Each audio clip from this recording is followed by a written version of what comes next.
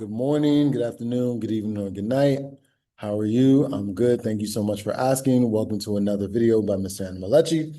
This time we're going to talk about the coordinate plane and how we plot points on the coordinate plane. Coordinate plane. So from your understanding of integers, positive and negative numbers, looking at temperature, number lines, you understand that number lines can go horizontally or vertically. When we're working with a coordinate plane, more often than not, we're dealing with two types of variables, which you will probably be introduced to in science. There is the independent variable, and then the dependent variable. Hope I spelled that correctly. Independent and dependent. So the independent variable, as you can think of what the word independent means, I-N-D-E-P-E-N-D, whatever. It means I'm free. I can do whatever I want.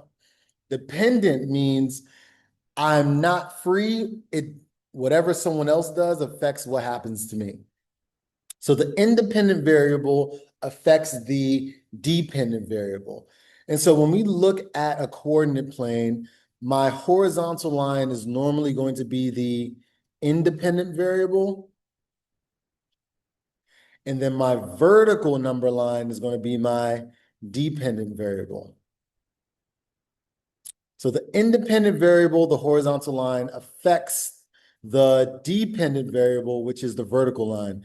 Now, some of you will know it as X, Y, but it really doesn't matter because depending on the situation, it could be something different. Just understand that the horizontal line is independent, vertical line is dependent.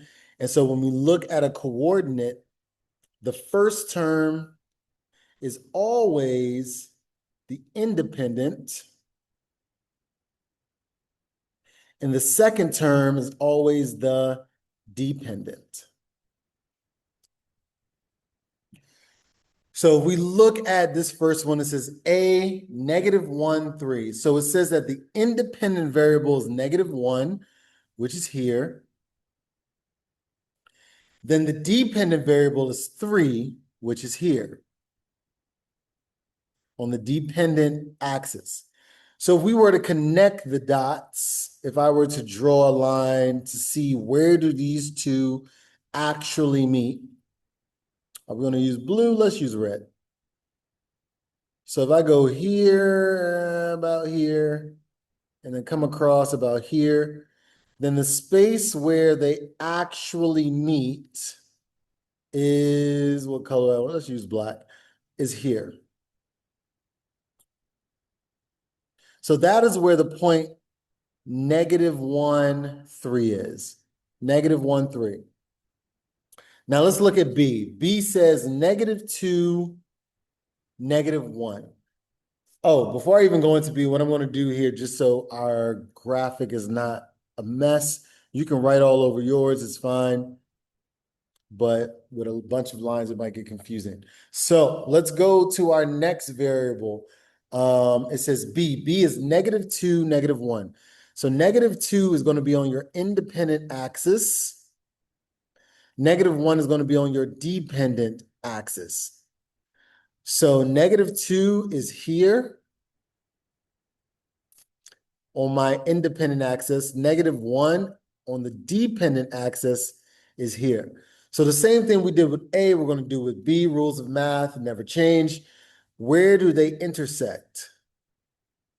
Whoa, that didn't look good. So we go down to here and across from here, we see their point of intersection,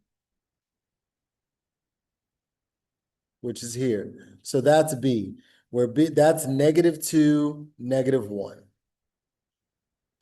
And then I'll erase the lines and dots just to free up some space. Now, I want you to do C on your own. Pause the video. I want you to mark where C is, 2, -5. Remember, 2 is your independent, so that's on the horizontal axis. -5 is your dependent, that's on your vertical axis, up and down. So figure out where that is, all right? Pause it and then check if your work was right. Okay, if you came back from pausing, that means you did C on your own. So C is 2, over 2, -5, down to -5. This should be where C is. If you got that right, kiss your brain. If you didn't, figure out where your mistake was so that you can improve on that or learn from that for the next go round. Normally what happens is students will switch the numbers. So 2 becomes the dependent and -5 becomes the independent. Sometimes that can be a conflict, especially if you speak a language like Arabic where you go from right to left. But with the mathematics, we go from left to right. So 2 is going to be your independent, -5 is going to be your dependent. Good job. So what I want you guys to do is D on your own again. If you made a mistake, fix this one for D. Pause the video and then I will go over D. All right, welcome back. If your D is going to be 3 on the independent, so that's here, left and right. 2 on the dependent, that's here. This is where they connect. This is D. If you got it right, kiss your brain. You get me.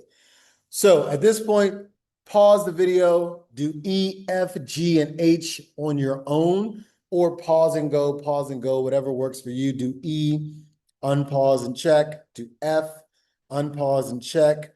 Pause, do G, unpause and check. Pause, do H, unpause and check.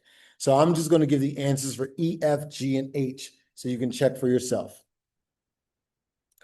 All right, so E is 0, 6. 0 is in the middle on the independent. Up 6 is going to be on the axis. This is E.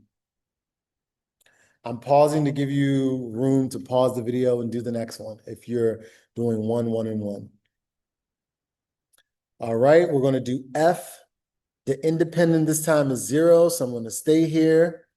The dependent is -4, so I'm going to go down. Here is F. G is 3, 0. The independent is 3, so I'm going to go over here to +3. The dependent is 0, so I'm not going to move anywhere. That's G. Now for H, -5 is the independent, so I'm going to go all the way to -5 on the horizontal axis. 0 is the dependent, so it's not moving, so we're going to leave it here on the axis. That is H.